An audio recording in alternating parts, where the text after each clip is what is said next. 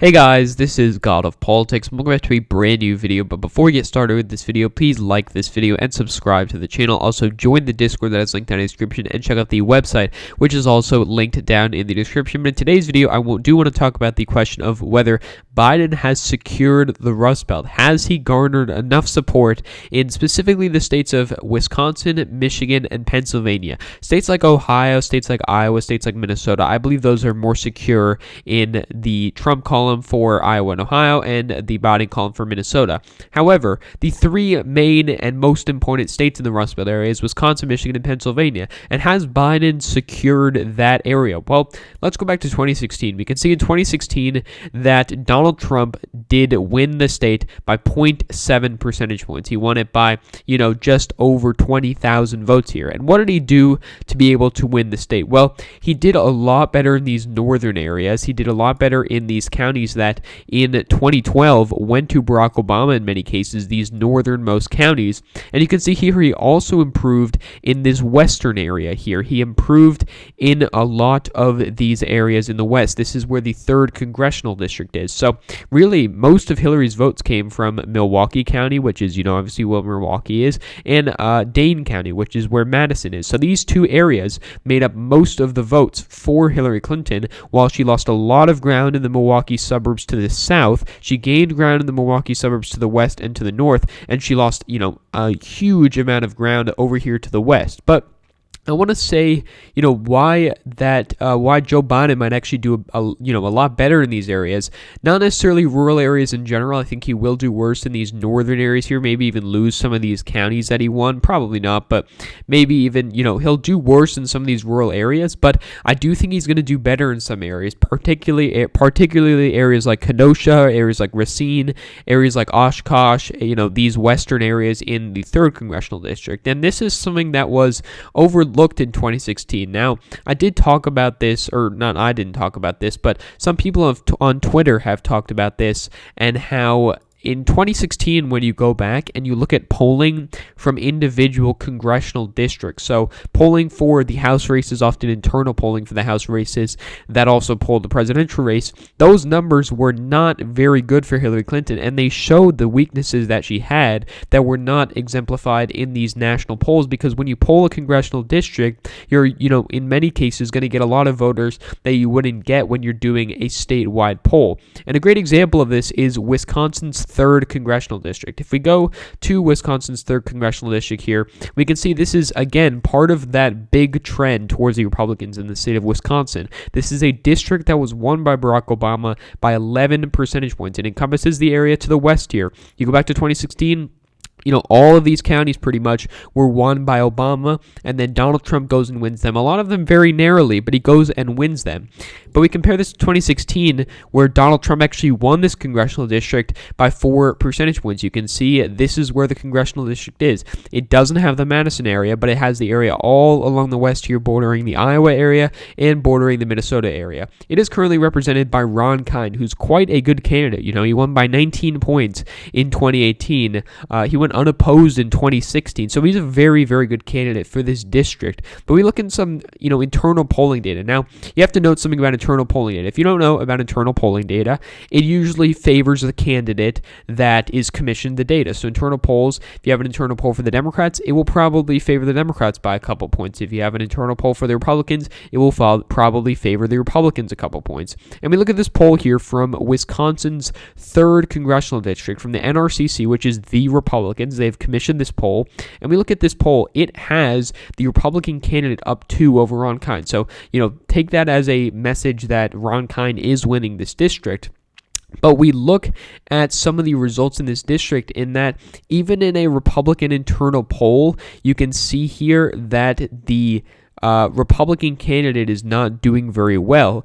And so you look at this and you think, well, that is a good sign for the Democrats, because this is a district that was won by Donald Trump by 4 percentage points, and it was also won by Hillary Clinton. We look at some of these other polls, like this PPP poll from Wisconsin's 1st Congressional District, and this congressional district, shows that this is in the Racine area and the Kenosha area, which, if we do look at the presidential map, is the area down here, this area that trended Republican. Kenosha was in the news a lot because of the protests and the riots that occurred there. A lot of big news.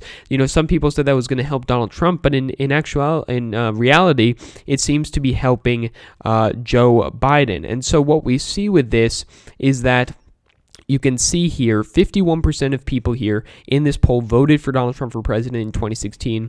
40% voted for Hillary Clinton. But then we look at the poll from 2020, we can see here that it is split 47 to 47. And if we do want to go here to Wisconsin's 1st congressional district, and we go to the 1st congressional district over here, and we do see this, we can see that this is a district that was won by Donald Trump by 11 percentage points. And now the poll, which, is a Democratic internal poll, has it at tied. So take this as maybe Trump's up by a couple points. But what this is, if we look at the map of this district, this is the Milwaukee suburbs, the Kenosha area and the Racine area. And I showed you before, these are two big areas that trended to the Republicans in 2016. These are big counties too. They've got for each candidate over 30,000 and 40,000 votes in Racine. So that is a big improvement for Joe Biden. And that is one of the things that we didn't see in 2016, which was good polling at the congressional district level for the Democrats. We can look at another state, a state like Michigan, for example. Now, we look at the state of Michigan, and we can see a very similar story, and most notably in the 3rd congressional district. It's basically the only congressional district that we've had polling in, but we do look at the only poll, I believe, or the most recent poll that polled the presidential race, these polls that showed the Democrat up in Michigan's 3rd congressional district, which, by the way, is currently held by Justin Amashi, Libertarian. He is retiring. He is not running again, so this is now an open seat. But we do look at this pollster, DCCC, which is a Democrat internal. So, again, take this with a grain of salt. So it links us to this Twitter here. It shows that the candidate Hillary Scholten is beating the Republican candidate Peter Maher 47 to 42. So what that means is, sure, it's a Democratic internal poll, and I have this congressional district going to the Republicans. But what's also notable is that it has, at the presidential level, Joe Biden leading President Trump 47 to 45. Now, you can say that you don't like the polls, but these same polls showed that there were very worrying signs for Hillary Clinton at the congressional district level, because part of the problem was that these statewide polls were not polling these, kind of rural, white, working class voters that in 2016 broke for Donald Trump. And when we see these polls in 2020, we can see that they're very good for Joe Biden. And to show you the magnitude of this, the fact that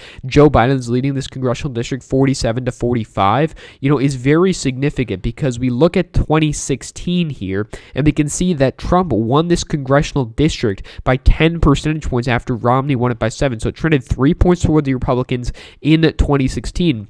This would be a huge trend back towards the Democrats. And we look at the area that this encompasses. This is the Grand Rapids area. And so we look at over to Michigan here. This is the, Berry County, Calhoun County in this area, Kent County up here. This is a county that trended towards the Democrats in 2016, but these other two counties trended towards the Republicans. So if Joe Biden can gain in some of these areas, he's actually doing better in rural areas. And while I don't expect Joe Biden to win the congressional district, and I don't expect the Democrat to win their congressional race, Joe Biden is not going to lose this district by 10 points again. And this is corroborated by what we see at the statewide level, which is not what the case was in 2016. You can look at numerous examples of this. Another example is the state of Pennsylvania. This is the final example, the final state that I will look at, but we do look at the presidential races. And we do look at a couple examples of these presidential races. Not every poll does poll the presidential race, but we do have two polls that do. First of all is the 8th congressional district. Now, there are new boundaries to the lines in the congressional districts in Pennsylvania, but this district, Pennsylvania's 8th district, was won by Donald Trump by, I believe, around 8 percentage points. This poll, which is a Democratic internal poll, I believe. Actually, no, this is a Republican internal poll. So this Republican internal poll has Joe Biden up 2 points in this congressional district. And if we do want to look at where this congressional district is, and I also project that Joe Biden will do better in the suburbs. And another example of a congressional district that Joe Biden could do better in is the 10th congressional district. And the 10th congressional district encompasses the area around Harrisburg, the capital area of Pennsylvania. If we do want to look at the boundaries, this is another district that was won by Trump quite easily in 2016. So we can see here it's around the Harrisburg, Hershey area. This is currently held by Scott Perry, a freshman Republican. But if we do look at the poll here, and we do go to this poll down here from Victoria Research and Consulting, and sure, this was from, September. It's a little old, but we do look at what they have for the presidential race. I believe, yes, this is a Democratic internal poll. This district has Joe Biden up by 6 percentage points. This is another district that was won by Donald Trump very easily in 2016 when you apply those same district boundaries, which were different in 2016, but when you apply them on to 2020, they are very different, and these are, many examples. So I showed the Wisconsin's 1st congressional district, Wisconsin's 3rd, Michigan's 3rd, Pennsylvania's 8th, and Pennsylvania's 10th. And this is corroborated by what we see in the national polls, as I said before. We look first at a state like Wisconsin, where Joe Biden's up by 5.4 percentage points, almost cracking 50%. Pennsylvania is another state where Joe Biden's ahead by 4.9%, also almost cracking 50%. This is a lead bigger than Hillary Clinton's. We also look at a state like Michigan. We look at the state of Michigan. Joe Biden's up 8.1 percentage points, and he's cracking 50% in this poll, approaching 51%. This is also more than Hillary Clinton's. So we look at this on the map. We see Joe Biden's leading in the fact that these states are fundamentally more blue. He's leading at these statewide polling, polls, and he's leading in these congressional district polls that were bad for Hillary Clinton in 2016. So, you give these 3 states to Joe Biden. What path to victory is there for Donald Trump after this? Well, he's got these 3 states, and then, if Donald Trump were to win after this, he'd basically have to wipe the board. He'd have to win Texas, Arizona, Florida, Georgia, North Carolina, Ohio, Iowa, and he'd have to win Nevada, and he'd have to win New Hampshire and Maine's 2nd district. So at that point, he's got 269 plus Nebraska's 2nd district, that's 270. So basically, the point of this is Joe Biden's in a very strong position because of his results in these Rust Belt areas. I do believe he is going to win Pennsylvania and Michigan and Wisconsin. I also believe he's going to win Arizona and Nebraska's 2nd district to give him that cushion. But the point is, it's going to be very hard for Donald Trump to win when virtually every metric we have is going against him. Even if you want to look at this early voting data, the only state with public early voting data is Pennsylvania. Democrats are winning the early vote by 51 percentage points. So that is also not good data for the Republicans. For these other 2 states, it doesn't have public data, so you can't trust the data that is being put out by TargetSmart. But regardless, Democrats are in a very good position in the Rust, but I do project them to win all 3 of these states. That's why I do have them as lean right now, and I do believe Joe Biden is still in a good position to win the presidency. So thank you all for watching this video. Please like this video and subscribe to the channel. Also, join the Discord that is linked down in the description, and check out the website, which is also linked down in the description. But again, guys, thank you all for watching this video, and I will see you guys later.